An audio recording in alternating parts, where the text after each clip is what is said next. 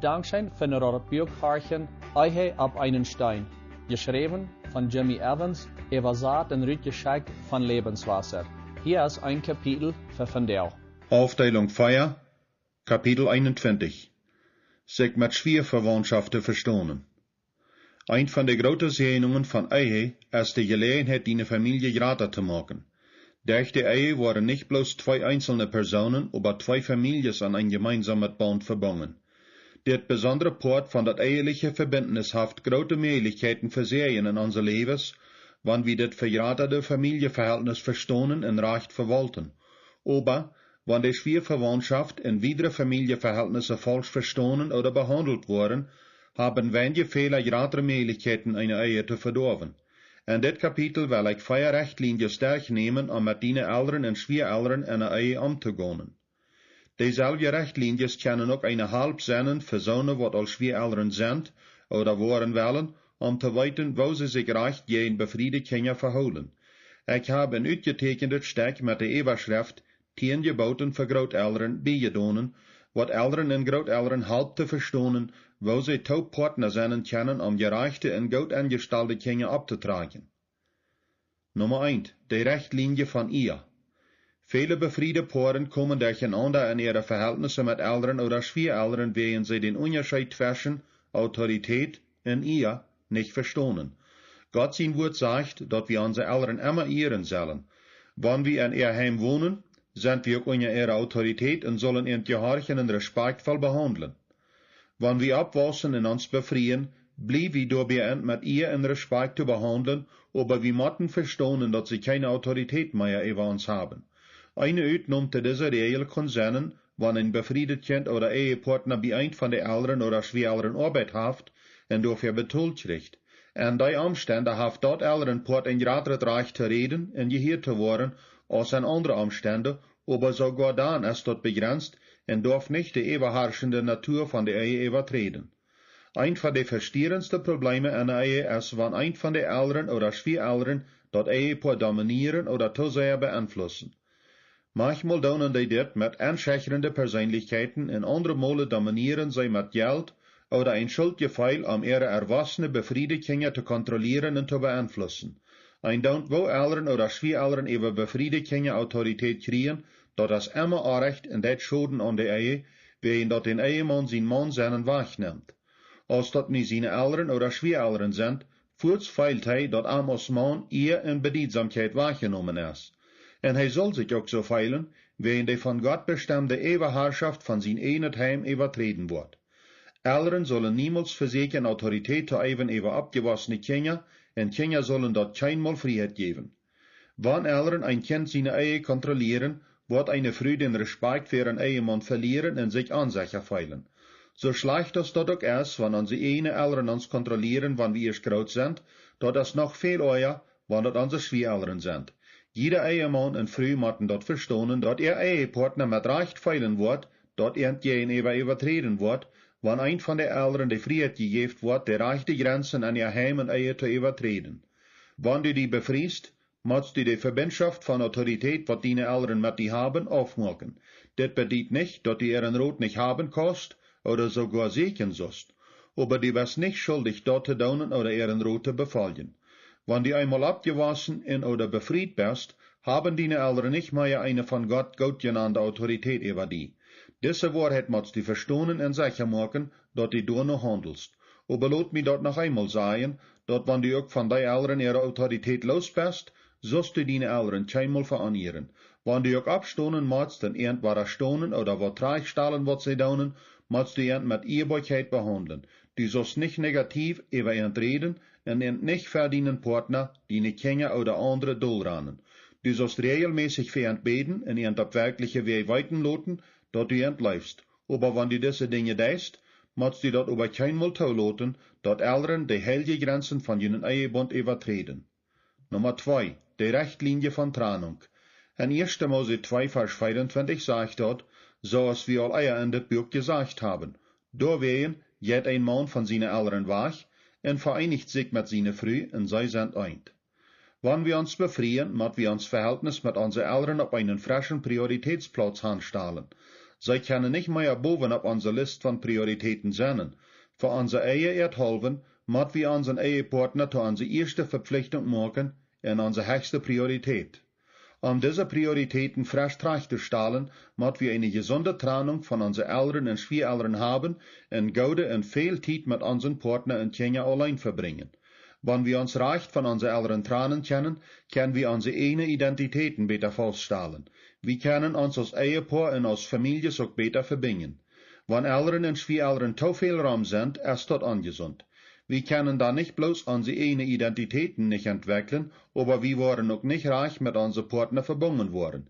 Jeder Ehepartner muss sicher machen, dass er oder sie sich reicht von seinen oder ihren Eltern trennt. Menschen, die nicht willig sind, sich reicht von ihren Eltern zu trennen, sollen sich nicht befreien. Sogar wenn kein Partner gebaut wird, von dat Eltern und Familien zu Folgen durch sind oder Kontakt haben, sollen beide Mann und Frau verstehen, dass zu viel davon doch ungesund ist. Wenn die das auch nicht baut, geht das. Hij heeft einen Plan für jene Ehe, und wenn jene Eltern auch ein wichtiges Part von jene Leben sind, moet je jene sehr genug trennen, dort zu sein, was Gott von jene haben will. Zu entscheiden, ob jene Ehe reicht von jene Eltern und Schwiegereltern getrennt ist, betracht die nächste 4 Fragen mal gut. 1. Feilen du oder dein Partner arg behandelt, von dat deine Eltern oder Schwiegereltern zu viel durch sind oder zu starken Einfluss geben? 2. Spenden du oder dein Partner viel von jene freie Zeit mit deinen Eltern oder Schwiegereltern oder weitere Familienglieder, so wat als Brüder und Schwestern, Nichten und Vaters und andere, vertalen oder mit ihren taub sind? 3. Sind die meiste von jene neuen Verhältnisse und Dinge, wat je doen mit Eltern, Schwiegereltern oder weitere Familie taub? 4. Find je dat schwer, persönliche oder eheliche Entscheidungen zu machen, ohne dass jene Eltern, Schwiegereltern oder die weitere Familie dort auch taub stimmt? Wenn je zu irgendein von dieser 4 Fragen ja gesagt haben, soll je ab ernst eben nachdenken, was je tun. Wenn je ja zu 2 oder mehr von den Fragen gesagt haben, muss je kurz was unternehmen für jene Ehe. Wenn das am Anfang auch schwierig sein kann, eine Ändernis zu machen oder je in deine Eltern oder Schwiegereltern abzustehen, wird ein jeder einer, was das betrifft, ab allein besser aufsehen, wenn je nu was damit tun. Deine Eltern und Schwiegereltern werden die Dollar respektieren, wenn je in jün Verhältnis mit ihnen leibend gesunde Grenzen saten und anholen.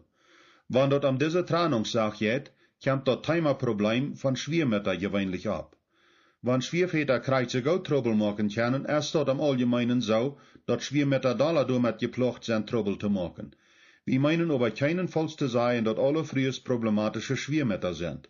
Viele Schwiegermütter sind ein gewaltiger Sehen für ihre befriedete Kinder und Großkinder, so ist auch viele Schwiegerväter.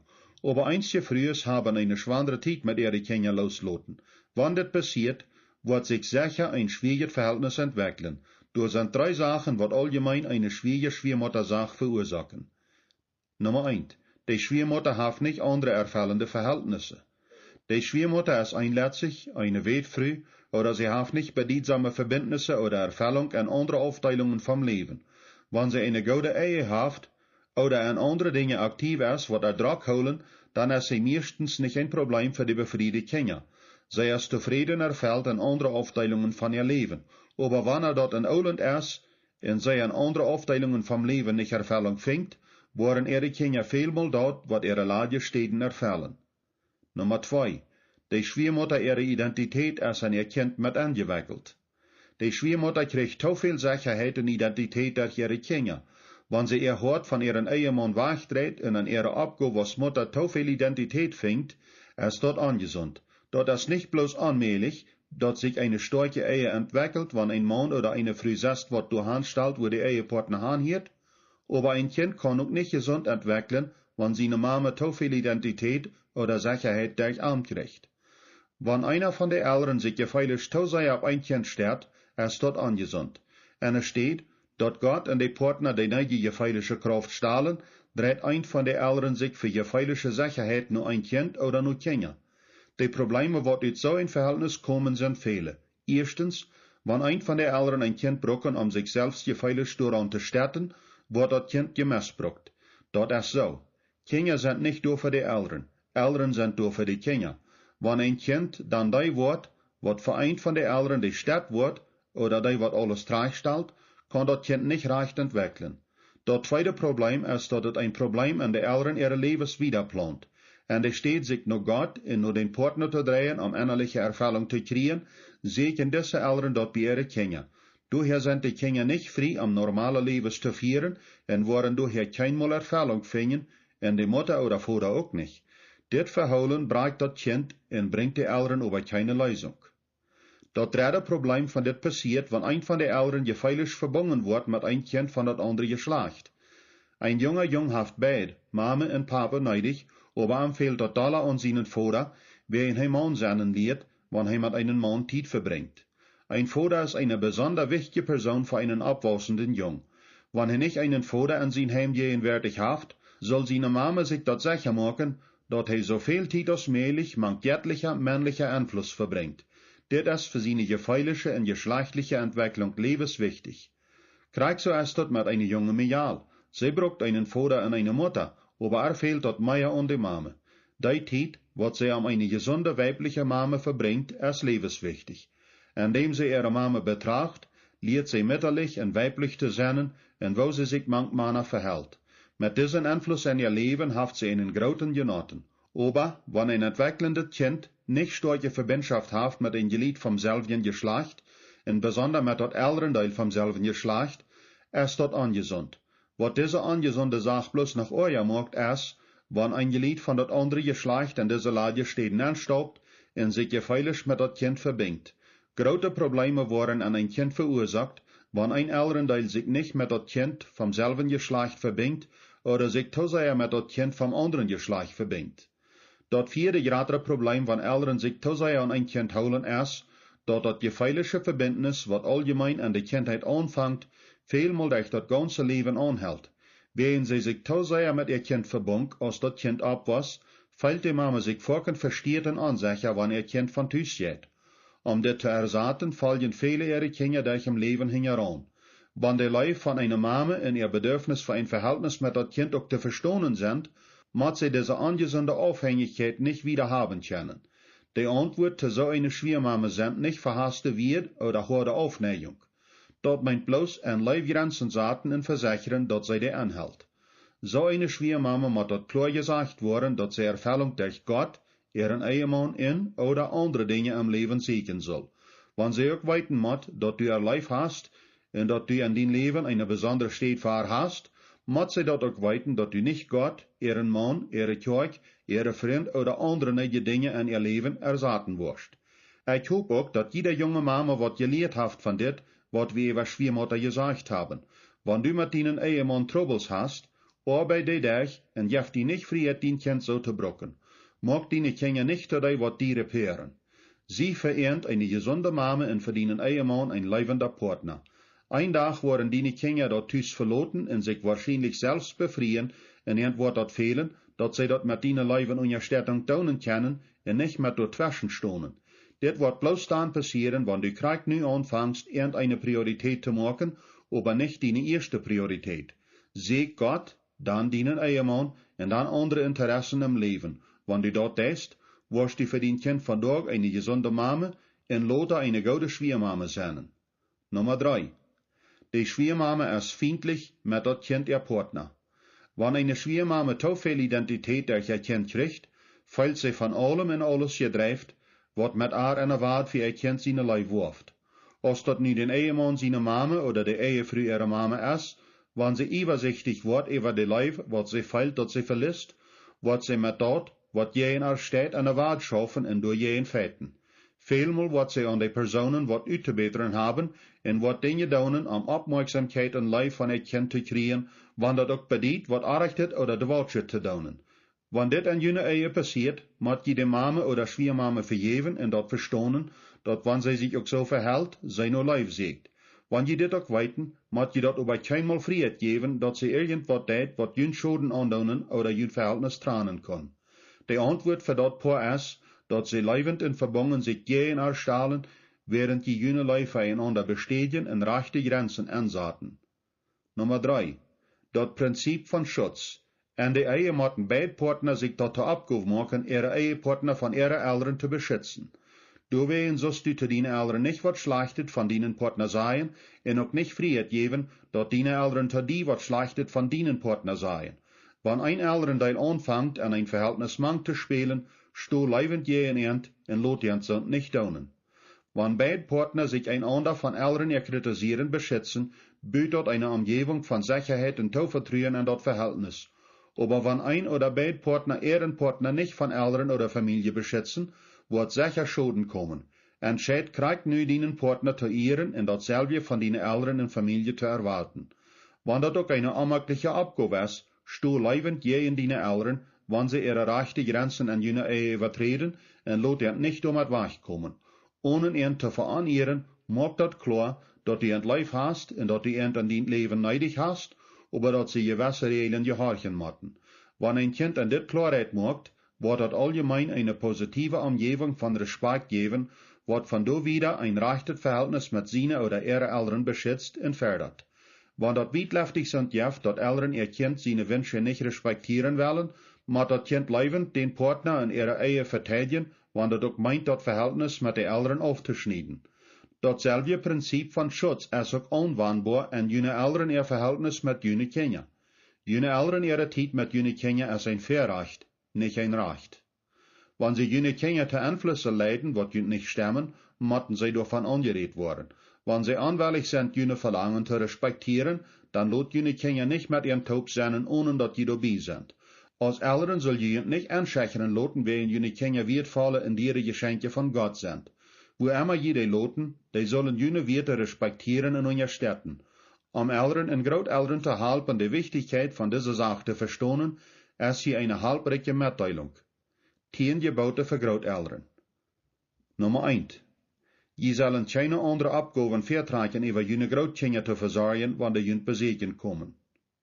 Nummer 2.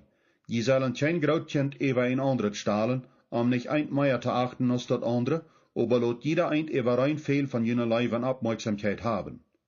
Nummer 3. Je sollen jünt nicht für jene Großkinder becken und über jünt seinen loten, während jene Kinder gewissenhafte Eltern sind, wat all die schlechte Angewohnheiten auflehren mochten, wo je jene Großkinder haben anfallen loten. Verwandt die bloß ein Bett, so dat das nach aller Tracht zu kriegen ist und sie nicht krank worden davon. Nummer 4. Je sollen den Namen von dem Herrn jenen Gott nicht missbrauchen, wie in Volken gesagt wird, dat kleine Kahnen große Uhren haben, und der Herr wird die nicht schuldlos stohnen loten, wat für die jüngere Generation ein schlechtes Vorbild hingeloten haben. Nummer 5. Denkt an den Sabbat, dat je jene Großkinder mit naar Kirche nehmen. Samstag soll je mit jene Großkinder spielen und ihr mitnehmen naar Disneyland oder naar Meer zum Boden, aber der 7. Tag ist dem Herrn sein Sabbat. Dann soll je ihn singen lehren, und dat sie dem Herrn ihren Gott von Horten leiben, wie an Samstag habt je ihn durch Wort und Tod gelehrt. Nummer 6. Ehrt die Lehre von jene Kinder, jene Großkinder ihre Eltern, omdat jene Großkinder jene viele Jahre besegen kommen worden. Nummer 7. Je sollen jene Großkinder nicht über seinen, entmutigen, vernachlässigen oder jene über ihren Damm haben. Nummer 8. Je sollen dort nicht versiemen jene Großkinder nur wichtige, einzelne Personen, wat jene Lei wert sind, feilen zu machen. Nummer 9.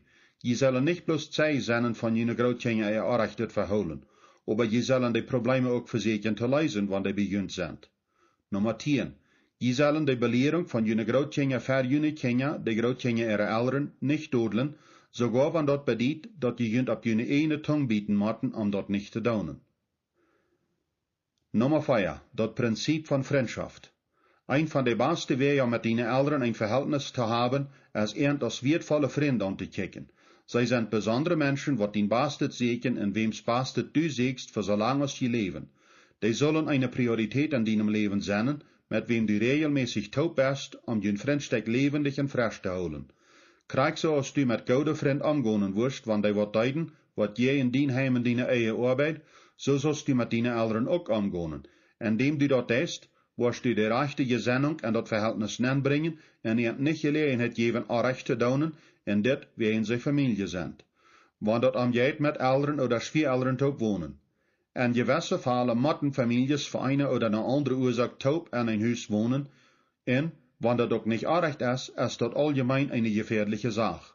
Wann je nicht genau weiten, dat Gott jün gesagt hat, dat je dat daunen sollen, en de Verhältnisse untereinander so sind, dat het schafft, als dat allgemein nicht weiß, dat te verseken. Aber du hast eine Uitnom. Die Uitnom om met de Eltern oder Schwieeltern top te wohnen, als wann die alt sind oder schwach in Gesundheit.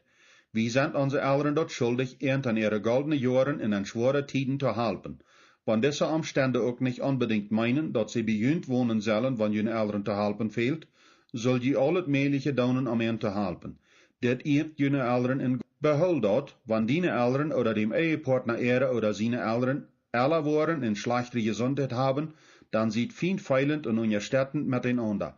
Karen und ich haben noch 3 Elternteile wat leben und über 90 Jahre sind. Wenn sie auch nicht bei uns wohnen, haben wir viel abgeben müssen, ihn zu versorgen. Für uns ist das eine Freude, ihr dort zu daunen. Eltern und weitere Familienglieder kennen ein großer Segen sein für ein befriedet Paar. Dat meeste van jullie eigen en de weitere Familie uit te krijgen, als mir dat door aan te daunen, dat je de rechte Grenzen zaten, während je so als Christus leven. Behult, dat Gott de eigen aangezaat heeft, in deze levende en beschützende Umgebung te leven. Dankzij voor dat Bierkarchen Eihe op einen Stein. Ik wens dat dit would een hulp zijn voor die en de hoopning te een sterkere Eihe beuren.